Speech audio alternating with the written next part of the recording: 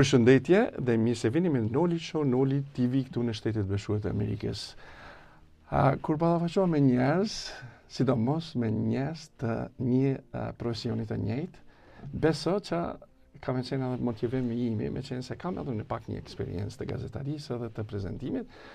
Kështu që unë me të vërtetë do të jam shumë mirënjohës që të kem një gazetare e cila është nga Prishtina dhe emrin e ka Ljuma Berisha, gazetare në Radio Kosovë, një herë autore e emisionit për një botë më të mirë. Kjo për një botë të mirë më ka prek pak si shumë, se zakonisht ne kur bisedojmë edhe gjithmonë e dojmë edhe kem qef ta kemi atë botën e mirë. Kështu që pa hezitem, besoj që do të na tregosh pak e shumë me ka po flas. Gjithsesi. Përshëndetje për të gjithë shqiptarët anë kënd botës ku ndodhen, e në veçanti kësaj radhe do t'i përshëndes shqiptarët që jetojnë dhe veprojnë në Shtetet e Bashkuara të Amerikës.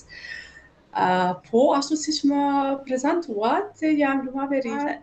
Realisht jam nga Kamenica, por që prej vitit 2013 kam migruar brenda Kosovës dhe jetoj në Prishtinë, ku edhe punoj në radio televizionin e Kosovës, më konkretisht në Radio Kosovë, pra që nga viti 2013.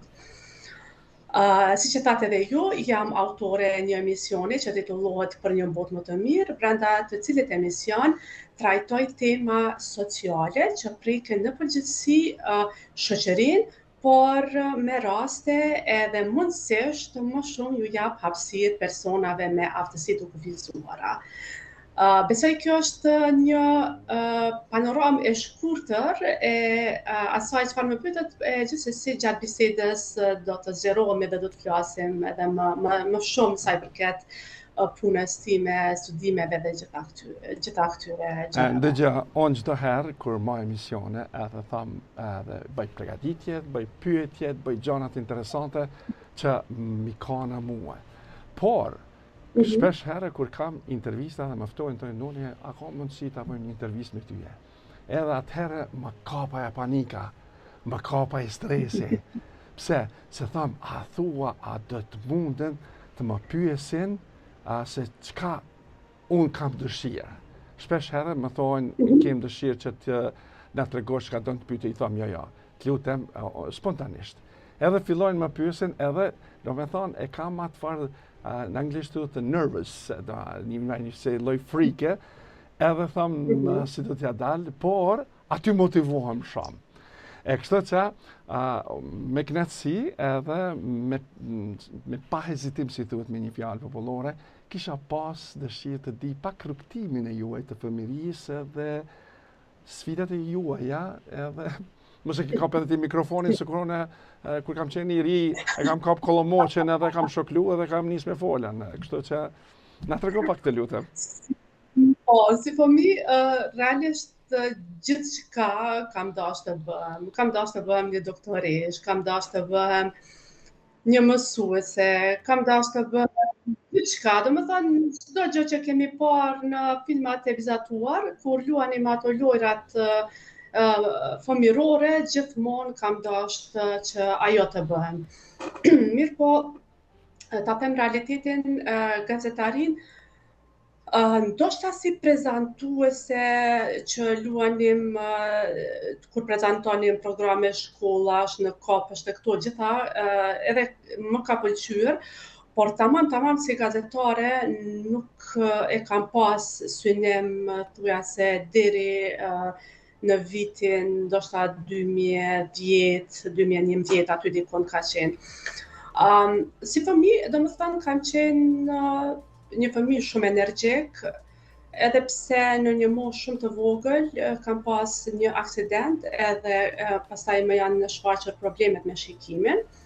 Mirë po, asnjëherë nuk jam dalur së luajturi me fëmijët, madje edhe në disa lojra që me të vërtetë sot kur e mendoj them, si kanë pas ndoshta besim prindërit e mi që të më lejojnë të luaj me ato lojra, por kur e mendoj thellë, atëherë gjithsesi ka qenë kujdesi i fëmijëve që i ka bërë edhe këta më të qetë që të më lejojnë faktikisht të luaj me ta, sepse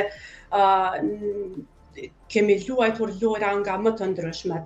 Sidoqoftë, kjo periudhë shkoi, thash se nuk u dallova nga fëmijët, luaja çdo gjë që ata luanin, vrapoja me ta e gjithë, po gjithmonë ata duke pas një kujdes shumë të shtuar sa i përket meje.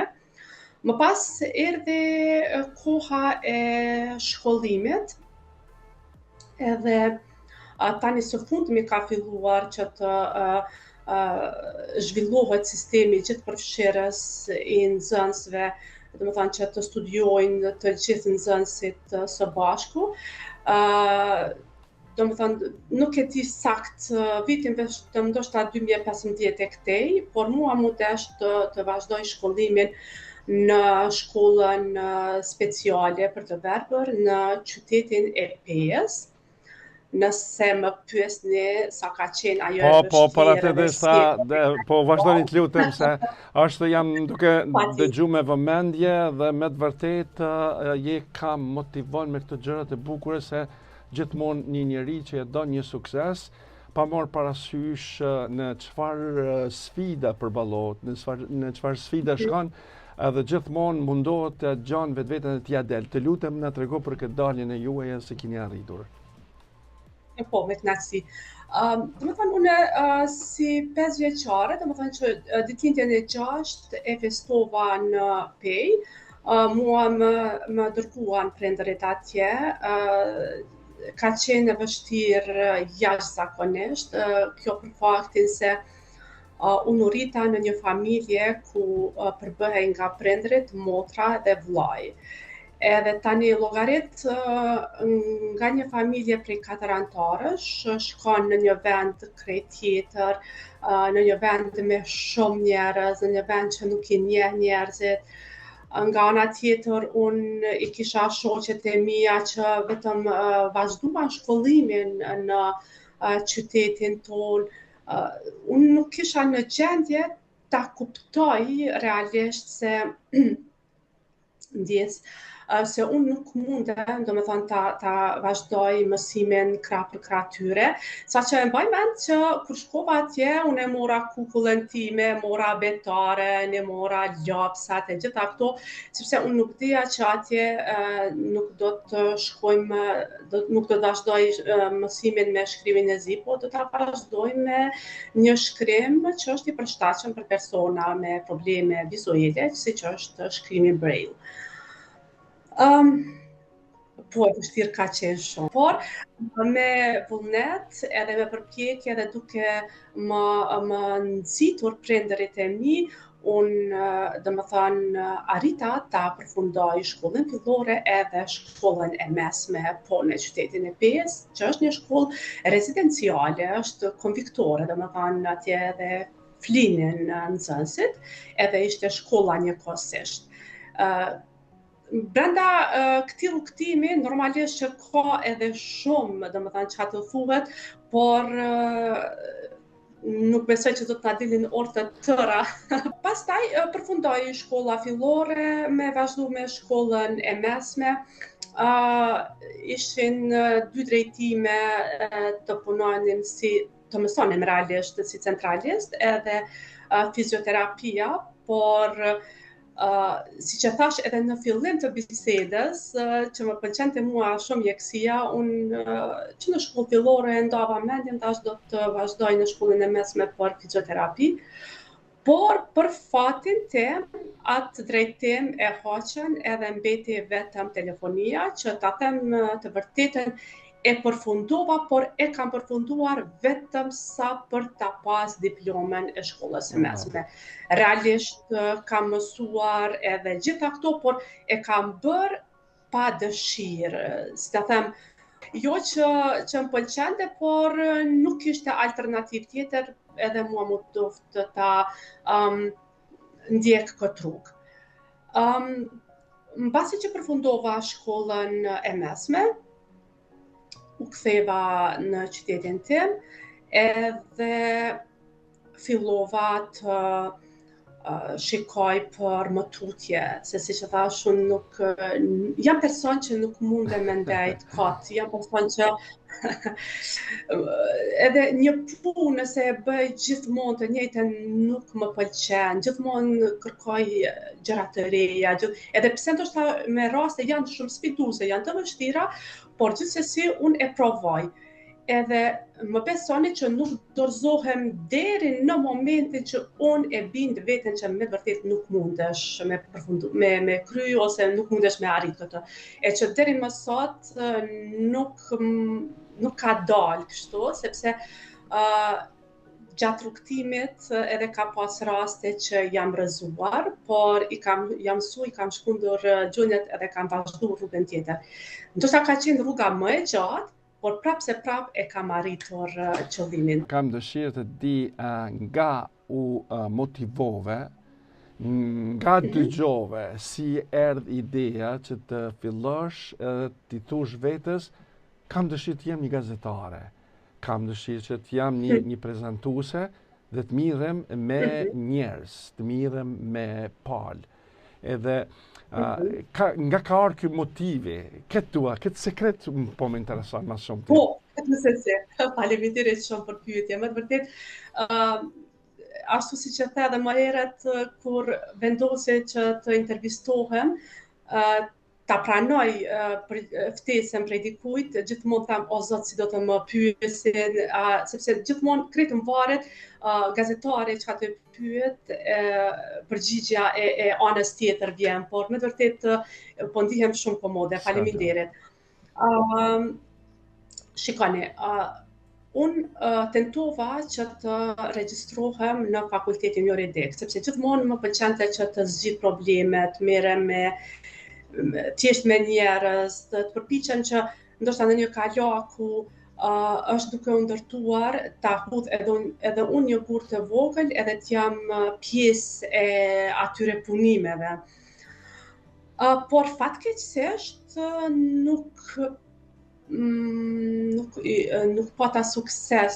Nuk mund të them nuk pata sukses, por unë u dëshprova pak aty me njerëz, sepse i nderuar tani nuk ka kohë shumë larg që kanë filluar të marrin edhe njerëz me aftësi të kufizuar të barabartë, dhe përpara si ka qenë jo përpara, po flasim ndoshta për 10-15 vite më herët, ka qenë sikur qa do të mësosh, si do t'ja dalësh, s'di, kanë qenë pyetje shumë të ulta, por unë prap nuk i fajsoj njerëz, sepse po them ka qenë vetëm një shkollë në pej, edhe jo të gjithë mbase kanë mbrime e kuptu se edhe personat me aftësi të kufizuara mund të jenë të suksesshëm vetëm e vetëm nëse ju jepet mundësia. Siç e thash, nuk deshta të vazhdoj sepse u dëshprova, u nevrikosa pak me ata njerëz edhe tentoja që të punësohem. Vazhdova në qytetin tim të mbaj trajnime në fushën e gazetarisë. Mirë, gjithçka shkonte vaj, por kur vinte puna për të punësuar, aty pastaj ngecnim, jo për fajin tim, por sepse fatkeqësisht kështu jemi. Nuk japim mundësi, nuk japim hapësirë.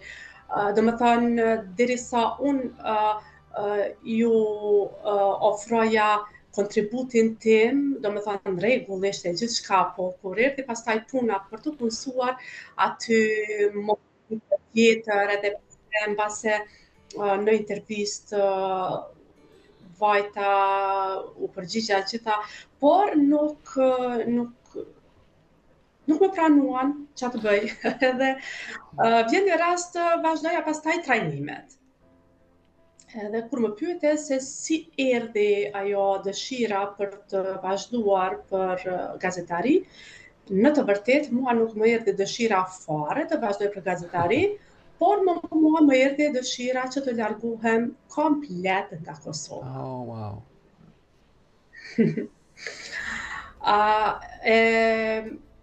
Ndoqa një trajnim në vitin 2012 në Gjilan me një organizatë të huaj.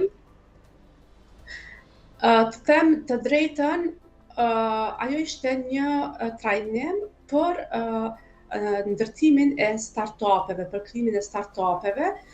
Unë mbasi që shkova, thash o Zot, pse erdha kur unë me ekonomi nuk jemi shoqe të mira. Por si do qoftë, më thanë profesorët mirë, hajde, krejt në fund të duhesh që ta bënim një biznes plan, edhe që të ndërtojmë diçka, që të krijojmë diçka normalisht që është ekzistuese, por çka e dallon, do të thonë, ndoshta këtë biznesin tënd nga gjitha bizneset e tua. Edhe si përfundim, unë vendosa, do të thonë që ta hap një restoran. Por kush ishte tani veçantia e restoranit, sepse juve dhe vetë jeni nga Kosova dhe din që me restorane, me hoteleri jemi me bollëk. Por unë vendosa që absolutisht të krijoj kushte për të gjithë njerëzit brenda restoranit tim. Do të thonë qoftë për personat shtatshkurtër, për personat e verbër, për ata me aftësi të kufizuar fizike, madje edhe për personat e shordhër. E si do të bëhej kjo? Do të thonë që një person i shordhër mos të ketë nevojë që të kontaktoj me një kamarier ose me një menaxher të sallës me ndihmën e shkrimit, por gjithsesi që në restoranin tim të kisha të punësuar një punëtor që e di gjuhën e shenjave. Pastaj, tek menyt, unë vendosa që në restoranin tim menyn jo ta lexon dikush me këndje, por menyja do të jetë në shkrimin braille. Domethënë, unë vendosa që të krijoj hapësirë edhe pavarësi për secilin. Doli shumë një punim interesant, edhe aty unë fitova vendin e parë, që ka qenë shumë me të vërtetë u pata gëzuar sepse humba dhe shumë në peshë gjatë atyre muajve, se thoja si do t'ja dalë, ç'a do të bëj, thash se me ekonomi nuk kisha, mirë po me konsulta gjitha këto ja dola. Edhe si përfundim në 2012-ën unë më shkrepe në kokë edhe ju shkruajta gjitha ambasadave të mundshme këto që ishin në Republikën e Kosovës. Me arsyen që doja të largohesha nga vendi im, i dashur që e dua shumë, por atëherë thash u dëshprova goxha. Për mua nuk kishte rëndësi ku do të shkoj, për mua kishte vetëm rëndësi që të shkoj në një vend ku respektohet ligji edhe ku të gjithë janë të barabartë, pa dallim. Prej gjitha ambasadave, mbaj mend që dikun 12 letra i kam dërguar, prej gjithave më janë përgjigjur vetëm 3 ambasada, siç ishte ambasada e Suedisë, e cila do të thonë më dha një përgjigje që neve nuk kemi programe të tilla, ambasada e Gjermanisë më furnizoi me disa linqe që dhe ajo nuk më do, ndoshta ajo ka qenë edhe e mirë, por jo atë unë çka kërkoja. Edhe mu lajmërua, mu përgjigj pozitivisht edhe ambasada e Shteteve të Bashkuara të Amerikës, por krejt në fund pastaj doli më seriozja kjo ambasadë, më ftua në bisedë, flasim për kohën kur ka qenë zonja Jacobson ambasadore, në kohën kur ishte edhe kryetar i presidenti i Shteteve të Bashkuara të Amerikës Barack Obama. Edhe kërkojnë arsyen pse unë edhe u thash krejt këtë që e rrëfeva deri më tani. Dhe pastaj ata më thonë rregull, ju kuptojmë gjitha, edhe në Amerikë normalisht që mund të vishë gjitha këto, por me tërë këtë kapacitet që ke, edhe me tërë këtë vullnet e lanë që ke, pse nuk qëndron edhe ti shërbesh vendit tënd? Okay. Më besoni që më duk se më goditen me një objekt të rënd ndërkohë, se unë nuk isha nisur që të ri në Kosovë, po doja të largohesha. Por tani nuk ishte çështja merr ose le, por kur e mendova mirë dhe analizova, normalisht ata kishin drejtën e gjithë botës që unë normalisht të qëndroj edhe të shërbej me aq pak sa mundëm vendit tim edhe komunitetit të cilit i takoj. Më faset po të shkëputi këto, jam duke ju ndëgjuar me vëmendje dhe po më pëlqen kjo bisedë e këndshme, por unë dua ta them një fjalë. Para shumë kohë ka qenë në çështja e paragjykimeve tona ku nuk du të flas për paragjykimet, por në këtë moment si po flitni ju, po më duket se kur një familje në shtëpinë e vet, kur e ka një rëmujt vogël, vjen një komshi, i bie derës tak dhe heshtin të gjithë edhe vedison. Do me thënë, tani për tani është bërë një gjë edhe në Kosovë. Kemi përcjellën edhe përcjelli këta njerëz që janë me aftësi të kufizuara. Tani për tani, sa po mujna me kuptu, kanë filluar të vedison, kanë filluar që të japin mundësit edhe kanë filluar që por mirë që pas e kemi edhe komshien që na troket nder, ne i kemi punë të mirë, ashtu vedisohem. Edhe do t'i falenderojmë jashtëzakonisht shumë, meqense ne Shtetet e Bashkuara të Amerikës si popull ju jemi borxhli për jetë e motë, por këtu po flasim për një rast individual që me të vërtetë ata ndoshta kanë ndikuar tek unë që të ri në vendin tim, por nga ana tjetër, pastaj me punësimin tim në Radio Kosovë, me emisionin tim ju dhaz këtij komuniteti, edhe sot me të drejtë thuani që sheh në rrugë persona me aftësi të kufizuara, në për autobus sheh persona me aftësi të kufizuara, por çka është më e rëndësishmja dhe më e mira, edhe shoqëria në përgjithësi tani i sheh me një sy ndryshe. Nuk habitet nëse e sheh një ndoshta me autizëm ose me sindromin Down, që sidomos me autizëm që ndoshta shpesh herë bëjnë ndoshta lëvizje të pakontrolluara. Jo, tani është gjithçka normale. Me të vërtetë është duke shkuar drejt pozitivitetit kjo çështja e personave me aftësi të kufizuara. Dalmi te një temë shumë interesante. Dua ta falenderoj Radio Kosovën. Dua ta falenderoj me zemër që me të vërtetë është një kënaqësi kur hapen dyert për çdo njeri, çdo talent, çdo njeri pa marrë parasysh në dukje, në gjërat që kanë pengesë ose të jepet mundësia, kjo është një privilegj i madh në shqiptarinë që bëhet sot.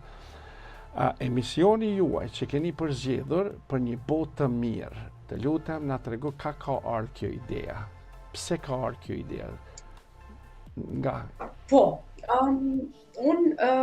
Realisht nga korriku i 2013-s fillova që një lloj praktike tek Radio Kosova, për të vazhduar pastaj fiks me 12 nëntor të vitit 2013 me emisionin tim të parë. Në tetor, do të them tani muaj për muaj të flas, fillova në fakt edhe studimet për gazetari, këtu në Universitetin e Prishtinës, edhe njëkohësisht pastaj studioja edhe punoja. Për një botë më të mirë, të them të drejtën, këtu dua ta falenderoj edhe një kolegun tim, është fjala për Berat Miftarin, që tani më nuk është pjesë e Radio Kosovës, por në atë kohë ishte. Ulemi dhe bisedojmë çfarë emri ti vendosim, si ta quajmë, gjitha këto, por të them të drejtën, unë jam pak keq me vendosjet të emrave, sepse gjithçka e mendoj, gjithçka e krijoj krejt, mirë po kur vjen pastaj momenti për emër, aty pak sa qalej, se brenda 1 minutë më vinë miliona mendime, edhe ato pastaj duhet selektuara. Edhe më pyet Berati, thotë kështu, si e ke mendu, edhe unë I them kështu emisioni ka me qenë. Më vjen në mendje, po e bëjmë për një botë më të mirë? O, thash të lumt, mos vazhdo më tutje, po ndalin. Edhe kështu, domethënë, me 12 nëntor të 2013-s, ditë e martë, ka qenë emisioni që transmetohej nga ora 21:30 në programin e dytë të Radio Kosovës, ka qenë emisioni I parë që më besoj dhe sot kur kthehem në atë kohë, e kam atë frikën, e kam atë fluturat në barkë, si do t'ja dalë. Të them të drejtën, sepse është emisioni autorial, nuk e ka me dëgjues, është gjithmonë me të ftuar, me trajtim temave të ndryshme. Unë realisht e kontaktova një mysafir, ai më tha po që do të vi, kur erdhi ora 21, unë ta thras me telefon sërish, sepse një gazetare t'ju e dini që ato para përgatitjet fillojnë, pastaj ja rikujton edhe një herë se kush e din, mund t'i dalë ndonjë punë ose diçka, edhe ai zotriu pa hap fare telefonin, mua më kapi një panik, o zoti si përfundim më bën zgjidhje, pastaj shkuam në Lipiane, se nuk ka boj, ka qenë një shore I ndjerësh tani ai, shkuan e morën me vetur prej radios, erdhi zotriu, ai ka qenë në komoditetin më të mirë të mundshëm të shtëpisë, edhe erdhi për të ma filluar emisionin tim të parë. Interesant ka qenë. Pastaj që nga ajo datë deri më sot kam realizuar diku mbi 560 intervista me të ftuar të ndryshëm. Por tani më e kam më lehtë, por kam qenë gjatë studimeve dhe punësimi dhe kjo ka qenë më sfiduese, sepse kërkonte angazhim të jashtëzakonshëm, studimet kërkonin kohën e vet, puna kërkonte pastaj kohën e vet. Mirë po, nuk e di, ndoshta edhe mendimin e Zotit, ja dola që ta menaxhoj kohën, por ka qenë e vështirë sepse me shumë pak orë gjumë, domethënë gjatë 3 viteve studime themelore dhe 2 vite studimet master, kam qenë maksimumi me 4 orë gjumë. Wow. Por jam penduar sepse kjo është suksesi sot. Dëgjoj, atëherë do të pyes kështu. Ka po flet, si tut një fjalë popullore e përdorim na, kam një freski në shpirt se po tregon atë realitetin, atë udhtimin që e bën secili gazetar ose secili prezantues që është në televizion. Kisha pas dëshirë me ditë sa herë ke qajt, sa herë ke qenë e lumtur, edhe na veçot disa emisione që ke pas më të mirat, ma motivuese, edhe prej disave që ke thonë amban ta vetëm në ta kaloj se s'po munde ma. O zot, qiko, ka qenë një moment kur unë eftoj, kur filloj ky sistemi gjithë përfshirës, eftoj nga shkolla e fillore e mesme ullet, kur tani shkolla e mesme ullet Ismail Qemali, një mësuese me nxënësen e saj. Edhe ato dyja vinë në emision, u zhvillua biseda, fantazi, por ajo vajza tani e kish bërë një shkrim, si them, një ese fantastik ka qenë, sa që aty jo nga një par lot, po nga 3 par lot më rridhnin, edhe filloj të më dhem koka, dhe më thënë, jo për keq, po aq bukur e kishte shkruajtur, aq bukur ma kishte dedikuar, sa që me të vërtet unë edhe po kërkoj tani në për arkiv të radios, nuk e kam askund atë emision. Është diçka e jashtëzakonshme, ka qenë faktikisht, ku edhe kam qajt në mes të emisionit, sepse nuk kam mundur t'i kontrolloj emocionet. Se o zot se të shkon ndoshta sa më shpejt të kalon emisioni, shiko, ka raste të tilla, por tani vërtet nuk është se po më kujtohet diçka që o zot sa më shpejt le të përfundoj sepse nuk po mund t'ja dal. Meqense ka raste, për arsye se kur e thret dikon në emision, definitivisht pret që ta begatoj emisionin. Por më besoni që ka raste kur të përgjigjen me po ose jo, ti e pyet ashtu bukur edhe tu o zot në sajt e kësaj pyetjeje ka me të dhënë aq shumë brum sa që s'din se si do ta sistemosh, por të përgjigjet me po dhe jo, ato janë momente të merrsisht të këqija, por nuk është që kam pas shumë asnjë lloj momente. Ndërkaq momente të veçanta, po kam pas edhe me vërtet do t'i ndaj me shikuesit tuaj. Ka qenë një moment kur më thret kjo kolegja ime, Vera, më thot Lume, nesër thot vjen Zotrina Mikdokle këtu në Prishtinë, kam pas ndoshta farë përurime, nuk e di, të ndonjë libri, por thot a don ta marrësh në emision. Unë pa menduar dy herë i them po. Por duke e bluar mendimin të mo zot, në Mikdokle ish politik bërës, ish kryetari i parlamentit, e qa bona dhe unë, që ata shpo. Si do qoftë ajo e kishte njoftu zotrin Doklen, ai ka pranu me kënaqësi edhe tani nuk kishte më kthim prapa. Të nesërmen shkoj në radio, ishte ditë e hënë, u takuam në bufet të radios, u ndam pak në tavolinë tjetër që pak a shumë të merreshin vesh se çka do të cili ishte qëllimi i asaj bisedës tonë. Edhe shkuam në studio, ka qenë jashtëzakonisht e mirë, por edhe sot nuk mundem me e mbajt mend se çka kemi fol, sepse ka qenë dita e parë dhe thash ai njeri, domethënë i njohur e gjitha këto, por me atë thjeshtësinë e vet, me atë modestinë e vet, më besoni që më ka bërë të ndihem shumë e lirshme, meqense prap këtu e kisha atë ndrojtjen si do t'ja dal, sepse me të vërtet kur e fton dikon në emision duhet të jesh shumë i përgatitur, shumë i njoftuar, ndoshta me background-in e një personi.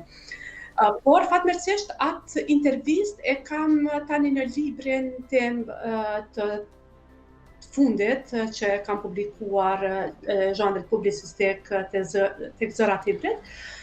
E kam intervistat me zotrin Doklen, por tani kemi mbet miq të mirë me të, faktikisht vjen ka ardhur në Prishtinë herën e dytë, unë shkova tek pallati i rinis, ta intervistoja, tha jo se pastaj me diktafon derisa ta shkarkosh materialin do të vi në radio, kështu që kjo ka qenë që gjithmonë e veçoj në intervista. Nga ana tjetër kam intervistuar edhe ministra nga qeveria e Republikës së Kosovës, kam intervistuar profesor, drejtor shkollash, mësimdhënës, pastaj kam pas në vitin e kaluar edhe një profesor apo drejtori i departamentit të juridikut në Universitetin Shtetëror të Floridas, zoti Terry Conan. Ka qenë një intervistë jashtëzakonshme edhe me të. Është një rrugtim shumë i pasur, domethënë që mua më vjen keq gjithmonë t'i dalloj intervistat sepse për mua çdo intervistë, çdo bisedë me të ftuarit e mi e ka atë veçantinë e vet. Atëherë, më si përmendet librat, 3 libra ke shkruar. Si ja ke dalën për me shkruar librat, nga je motivuar ato libra që keni shkruar? Po, siç e thash, 3 vite studime i përfundova këtu në Universitetin e Prishtinës, pastaj 2 vitet master i regjistrova tek kolegji AAB, pa shkëputje nga puna, sepse kjo mua më konvenonte shumë, sepse nuk i krijoja vetes pastaj vështirësi ligjëratat I kishim krejt në mbrëmje edhe vendosa kështu t'ja bëj. Libri I parë erdhi në vitin 2018, është libër shkencor, brenda tij gjendet punimi I temës simet e diplomës. Titullohet Çelësja e institucioneve dhe medjeve ndaj personave me aftësi të kufizuara. Kur e mbrojta temën e diplomës, që për mentor kam pas profesor Rambujën, që do ta përshëndes përsemërsisht, krejt në fund, ai më thot, Luma tha, unë të sugjeroj që këtë temë ta shndrosh në një libër sepse është diçka shumë I veçantë dhe ka materiale shumë përmbajtësore brenda tij. Edhe ky libër vërtet ashtu erdhi si sugjerim I profesorit Buja. Më pastaj në vitin 2021 realisht punën e fillova më herët, I mblodha disa intervista nga emisionet e mia, dikun 17 janë, edhe I inkorporova brenda librit Piktur me fjalë. Ky libri Piktur me fjalë është krye kupot me intervista që kanë të bëjnë vetëm me personat me aftësi të kufizuara, e që me të vërtetë ky libër pati një rrugtim shumë të suksesshëm sepse edhe u ribotua nga komuna e Kamenicës.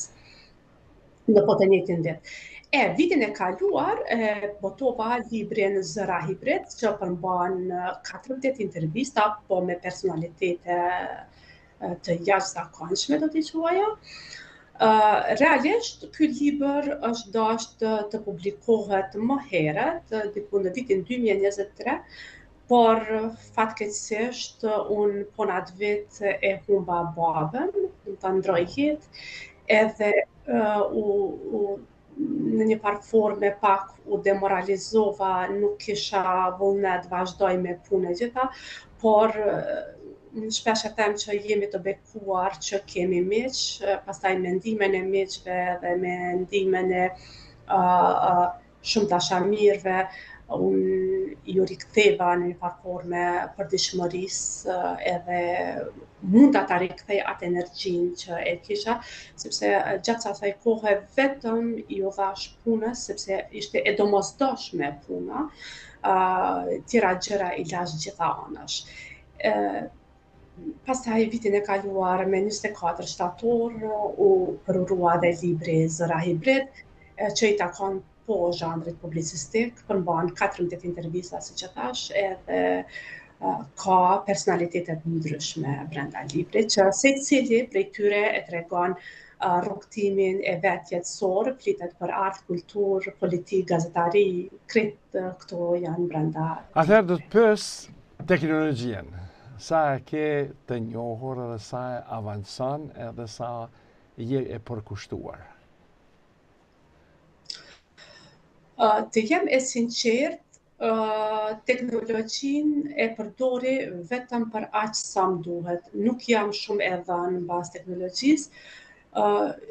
Ka persona nga komuniteti I personave me aftësi të kufizuara vizuale që janë të jashtëzakonshëm në teknologji, por e kanë edhe pasion. Unë ta them realitetin I përtoj, nuk e di pse nuk jam edhe aq e dhënë. Unë e përdori vetëm aq sa më duhet, jo për aq shumë, por që e përdori,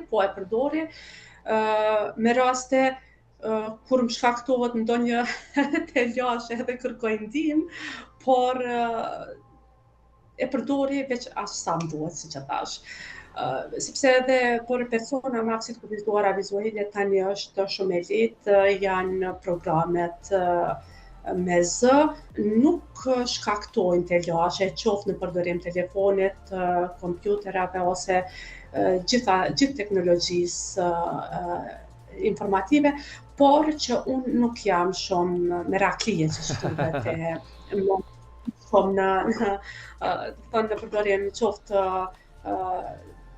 Facebook, qoftë qa tjetër, qa ka WhatsApp, gjitha I përdori vetëm për nevojat mira, jo për më tepër, nuk është qëndrëshme. Atëherë, kam edhe një pyetje interesante. A ke pasur në emision njerëz shqiptar ose njerëz shumë me suksesshëm që edhe gjuhën si gjuhë nuk e flasin ku me dhe disa mirë, kanë një aksent që thuhet, e kanë njësi, atë të kanë bërë për të qesh, a ke thonë çka ka fletë e s'pe kuptoj.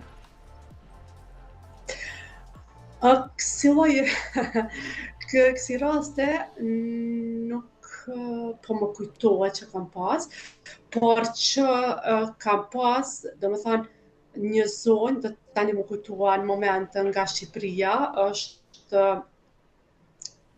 biologe, nëse s'ka pojnë. Okay. Aurora, biologe më duket është.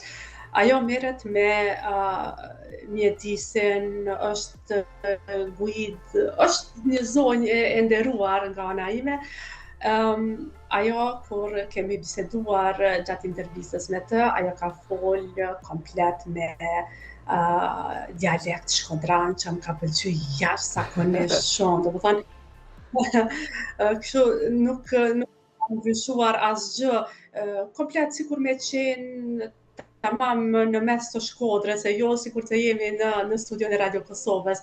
Kjo ka qenë, por që të më ndodh diçka ndoshta që nuk e kam kuptuar, jo. Kjo ka qenë, pastaj edhe që kam folë ndoshta edhe me qysh flet një lloj në shtëpi, që ndoshta biseden komplet e përgjigjet ndoshta I jep duke u përgjigjur me ato, me proverba, edhe kësi lloj mysafir kam pas, por gjithsesi jo që s'kan qenë të kuptueshëm. Këtu kanë qenë të kuptueshëm, por secili është përgjigj në mënyrën e vet. Atëherë parafundit e kam edhe një pyetje, çka do t'ju kishe këshilluar personave me aftësi të kufizuara, se çka të bëjnë, çka t'japin për publikun ose për popullin, për vetveten, se e mendoni këtë? Shiko, njëherë unë e kam një thirrje, ndoshta edhe një porosi për të gjithë njerëzit, për pa dallim, që ta pranojnë njëri tjetrin ashtu si jemi. Sepse ka raste kur unë vetë kam pas bisedë me njerëz edhe kanë menduar që të gjithë personat me aftësi të kufizuara janë njëjtë. Jo, kjo është shumë gabim. Sikur komuniteti që nuk ka ndonjë aftësi të kufizuar që dallon nga njëri tjetri, qoftë në karakter, qoftë në personalitet, qoftë në aftësi madje, edhe personat me aftësi të kufizuara janë të njëjtë. Vetëm se ndoshta çka e dallon prej tjetrit, do ta thoja çka e dallon, sepse nëse unë edhe ju tani shiko, nëse unë edhe ju tani po bisedojmë, edhe nëse unë edhe ju e fillojmë një punë, nëse ne një lloj do ta arrijmë në destinacionin e duhur, vetëm që ndoshta mua më duhet diçka shtesë. Ta marrim shembull, juve e përdorni kompjuterin pa një telashe, mua vetëm më duhet diçka tjetër, një shtesë, një pajisje shtesë që të arrijmë në destinacionin e duhur. Prandaj po them që të gjithë njerëzit duhet t'i marrin ashtu siç janë, pa ju dhënë ndoshta edhe më shumë privilegje sepse është një person me aftësi të kufizuara, vetëm t'i marrin ashtu siç janë. Ndërkaq personave me aftësi të kufizuara do t'ju bëja thirrje që absolutisht le t'i ndjekin ëndrat e tyre. Po ka momente dobësie, ka momente ndoshta kur të bën të tërhiqesh mbrapa për një hap, po kur 2 hapa mos u tërheq mbrapa. Bëj përpjekje maksimale edhe të arrish qëllimin tënd. Por këto do t'ju bëja thirrje edhe familjeve që kanë në shtëpitë e tyre persona me aftësi të kufizuara, le t'i mbështesin sepse po të ishim në një vend tjetër ku me të vërtetë shteti vet të krijon pavarësi, ti jep kushtet që ti të jesh i pavarur, madje shkon te prindrit e tu vetëm për një kafe dhe të vinë për një kafe. Këtu në vendin ton fatkeqësisht ende nuk i kemi ato mundësi, por shpresoj me përpjekje do t'i arrim. Kështu që familjarët le t'i mbështesin fëmijët, motrat, vëllezërit e tyre që të arrijnë qëllimin edhe të arrijnë atë pavarësinë e tyre financiare, profesionale dhe gjitha. Atëherë, për fund kametën, të falenderoj shumë edhe është kënaqësia jeme me të vërtet për mua sot gjithëve të gjitha barierat së kur me qenë ku me ditë ku aq bukur, aq rrjedhshëm, aq kënaqësi e madhe që ndjeva, por për fund kisha pas dëshirë një mesazh për shqiptarët amerikan dhe gjithë shqiptarët ku jetojnë në botë. Shiko, para se ta drejtoj mesazhin për shqiptarët amerikanë, siç e thatë edhe për të gjithë shqiptarët në botë, edhe unë më lejoni që juve t'ju falenderoj shumë për hapësirën, edhe që më dhat mundësinë ta ndaj kohën me shikuesit e televizionit tuaj. Vërtet ka qenë një kënaqësi edhe po ndihem shumë e lumtur. Ndërkaq mesazhi që kërkuat është ky. Unë e kam hallin vetëm tek gjuha, sepse shqiptarët anë kënd botës, unë jam shumë krenare dhe jam shumë e lumtur që kanë arritur suksese, kemi mjekë, kemi inxhinier, ekonomist, shumë kanë arritur në profesionet e tyre edhe me të vërtet i përgëzoj. Por vetëm thirrja ime e vetme do të ishte që ju lutem ta ruani gjuhën tonë të bukur edhe të pastër shqipe, sepse nga ato që të vesh, normalisht që duhet ta mësojmë gjuhën atij vendi, sepse ndryshe nuk mund ta mbrim as integrimin, as asgjë pa e ditur gjuhën e vendit përkatës. Por prapë se prapë pasurinë tonë mos ta humbim. Unë di tani që në Shtetet e Bashkuara të Amerikës janë hapur shkolla, madje e di edhe ju përgëzoj shumë që keni hapur një shkollë ku ofrohet mësim i gjuhës shqipe pa pagesë, nëse nuk gaboj. Kështu që le të ndajnë pak nga koha e tyre, edhe t'i dërgojnë fëmijët që gjuhën tonë të bukur të mos e harrojnë asnjëherë. Ndërkaq që gjuhët tjera, pse jo edhe 10-15 gjuhë po t'i flasim, kjo është në të mirën e secilit, por kjo është individuale. Ndërkaq si kolektiv, gjuha shqipe. Faleminderit shumë, ishte kënaqësi me qenë se përmendet edhe shkollën falas këtu në Rocky në Kenetje, është të hapur me të vërtet falas, por me mbështetjen e vatrës tonë kryesore në Bronx. Pra atëherë do t'jam shumë falenderues që ishe me mua së bashku këtu në Noli TV këtu në Shtetet Bashkuara të Amerikës. Dhe mirëmbëjtje, edhe besoj që nuk do t'jetë ky emision i fundit me juve, besoj që do të kemi edhe shumë bisedat në VM, edhe një gjë të uroj një sukses të madh, të palodhshëm, edhe shëndetin, edhe dua të jam një falënderues i familjes së juaj, atje që janë mbi për kujdesin e juaj atje, dhe Zoti i bekoft edhe i shpërblet. Faleminderit dhe mirë ndëgjofshim.